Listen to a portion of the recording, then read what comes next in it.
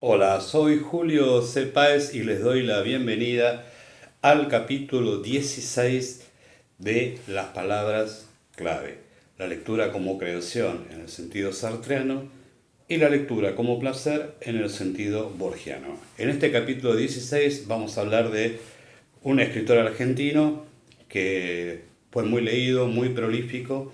De hecho, fue novelista, cuentista, dramaturgo y ensayista, y hoy está algo olvidado. Ese escritor argentino se llamó Marco de Nevi y había nacido en la localidad bonaerense de Sáenz Peña en 1920 y falleció en la ciudad de Buenos Aires en 1998.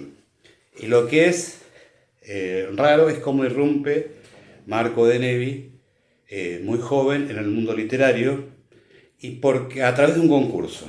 O sea, él a los 32 años ve un concurso que hacía la desaparecida editorial Kraft con un premio determinado y decide escribir una novela. Y esa novela, que fue Rosaura a las 10, ganó el primer premio.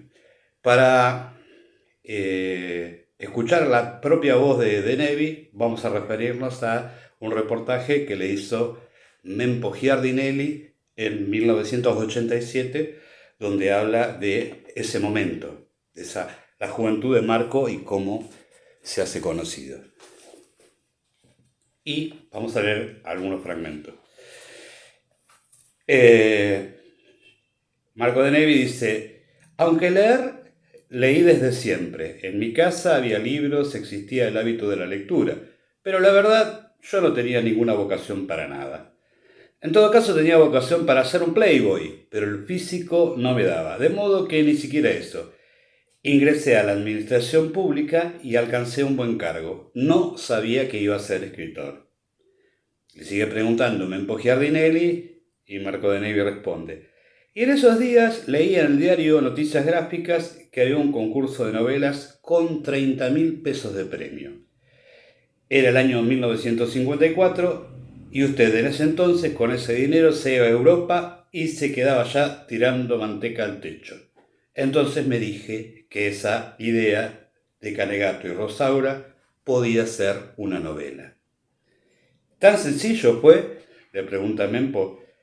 Y Marco de Nevi contesta: sí, yo acababa de leer la Piedra Lunar de Wilkie Collins y le copié la técnica.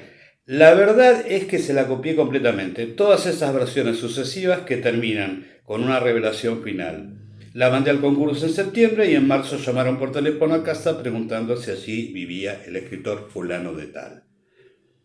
Entonces Mempo le pregunta: ¿Rosaura a las 10 fue entonces lo primero que escribió en su vida a los 32 años?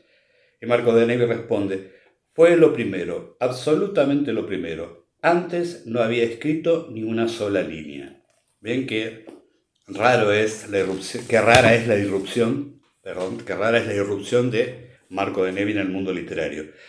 Escribió mucho, o sea, nosotros dijimos todo que fue dramaturgo, ganó premios con una obra de teatro, publicó las novelas Un pequeño café, Parque de diversiones, Los asesinos de los días de fiesta, y en 1960 repite porque hay un concurso literario de novela o de cuento o novela corta, ¿está bien?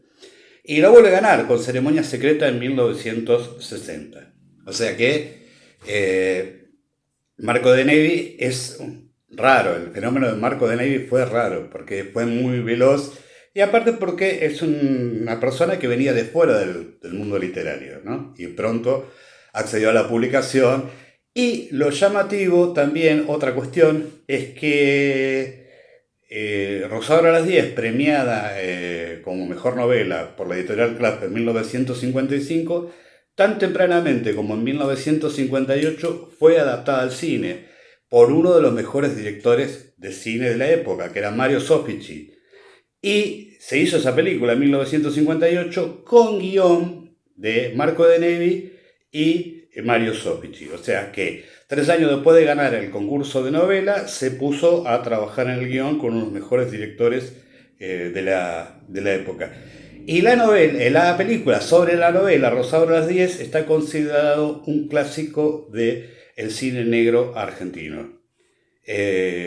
no solamente tiene un gran director y guionista como Mario Soffici sobre una buena historia de Marco de Levi, sino que tiene personajes encarnados por actores que son muy ajustados en su papel. Está Juan Verdaguer, que todos lo conocíamos como cómico, pero acá creo que es la primera y única actuación dramática.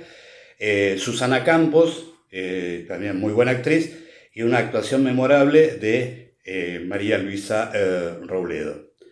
Y el fenómeno se va a repetir, porque de Ceremonia Secreta, su novela que gana el premio de la revista Life en 1960, es llevada al cine en 1968 y es el director, francamente yo no lo conozco, pero los protagonistas son estrellas del Hollywood de entonces como Elizabeth Taylor o Robert Mitchum, ¿sí? Nosotros entonces vamos a sugerir la lectura de Rosaura a las 10 y también la visión de la película argentina de 1958 dirigida por Mario Soffici.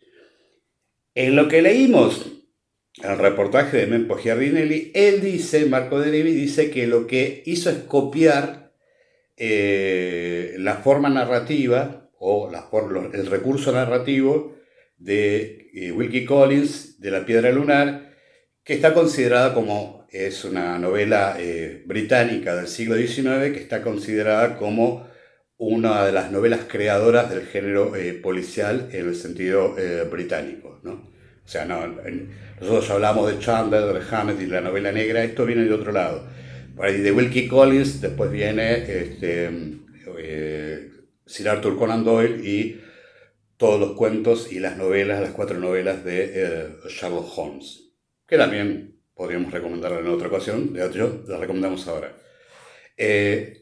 Ahora bien, ¿qué hace Marco de Levi entonces apropiándose de el recurso que había visto, que había avisorado en La Piedra Lunar de Wilkie Collins? Es tomar voces que cuentan versiones parciales del hecho, versiones parciales e inexactas de un hecho determinado, y la sucesión de las voces narrativas es la que va dando cuenta de la historia. O sea, el mecanismo funciona a la perfección. En este sentido, Marco de Levi fue un buen alumno de Wilkie Collins, pero lo notable es la forma maravillosa en que va intercalando las voces. Porque parece sencillo, pero recordar que cada personaje tiene su lengua propia, su oralidad propia, y articularlos para que el entramado de esas voces diferentes hagan correr la historia, o sea, desarrollen la historia, es bastante complejo. Y para mí, que he leído y releído La Piedra Lunar de Wilkie Collins y leído y releído Rosaura a las 10, creo que lo que en Wilkie Collins es más bien frívolo o más bien un juego divertido, un acertijo, en el desarrollo de los dos personajes principales, pero especialmente Camilo Canegato, logra mayor profundidad que todos los personajes que aparecen en la narración de Wilkie Collins, ¿sí? O sea, por ahí tiene que ver con la lengua también. O sea, yo he leído a Wilkie Collins en traducción y a Marco de Levi lo leo en mi lengua, que es el castellano, pero en modalidades diferenciadas del castellano, ¿sí?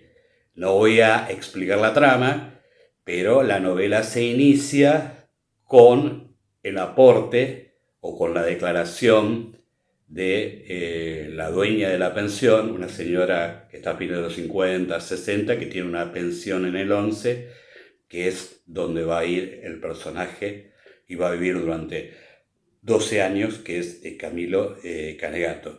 Y los giros lingüísticos, las sospechas, digamos, cada personaje cuando cuenta una historia ajena está dando cuenta de su propia historia y de sus propios conocimientos, prejuicios, amores, odios. Es maravilloso esa primera parte. Y la segunda cuenta de esa pensión la historia la sigue un estudiante de Derecho que también se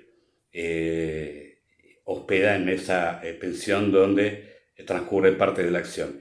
Y acá hay un contrapunto, porque lo que parece positivo o afectuoso de un lado en el primer testimonio, en el testimonio del estudiante de Derecho se transforma en algo mucho más distante, intelectual, un discurso muy divertido en lo pretencioso, y con una relación, digamos, adversa al protagonista de la historia. Y hay un personaje, el tercer testimonio, que es muy breve, que ya va cuando la historia va cerrando, es la de una maestra jubilada que vive en una pensión. Y ahí es maravilloso ese personaje, la señorita Eufrasia, que Marco de Nevi, no sé si la cuenta ella, tanto cuando habla como cuando es referida por alguno de los otros narradores, como un personaje medio ridículo. ¿Sí? Entonces yo pensaba, si Marco de Nevi se estaba divirtiendo ajustando cuentas con una vieja maestra que él había conocido en la escuela primaria. Es muy, pero muy divertido. Y la historia es un policía negro. Es un policía negro, no deja de ser un policía negro, porque el trasfondo de la historia y lo que lleva al desenlace es una situación social y una situación humana muy sórdida. Y trabaja muy bien Marco de Nevi la idea del ideal, de los límites del ideal, de lo que puede generar la soledad en un hombre, de la forma en que alguien que se siente débil o marginado puede soportar esa situación que es constantemente opresiva, y a través de una creación imaginaria. Y, digamos, sin contar la historia, el drama que se plantea cuando esa imagen, esa mujer ideal se hace real e irrumpe en la vida del soñador. ¿Sí? Es muy, pero muy interesante, porque la novela es breve, se lee con mucha facilidad, pues está muy bien escrita, y sin embargo está contando algo que no es liviano, sino algo que es profundo. Durante un tiempo, esta novela, Rosaura a las 10, había sido tomada como pieza de estudio por profesoras de literatura o profesores de literatura del secundario.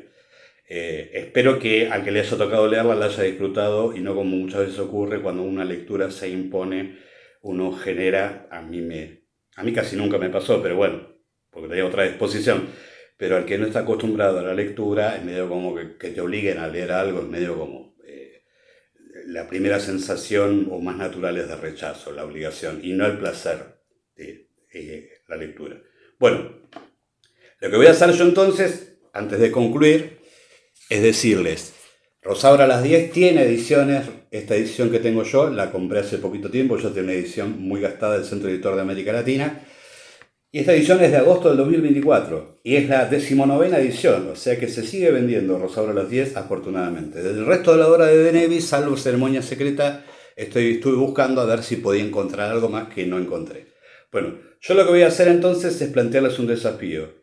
Voy a linkear debajo de este posteo como comentario el link para que ustedes puedan ver la película de 1958, Rosaura a las 10, dirigida por Mario Soffici, con guión de Marco de Nevi.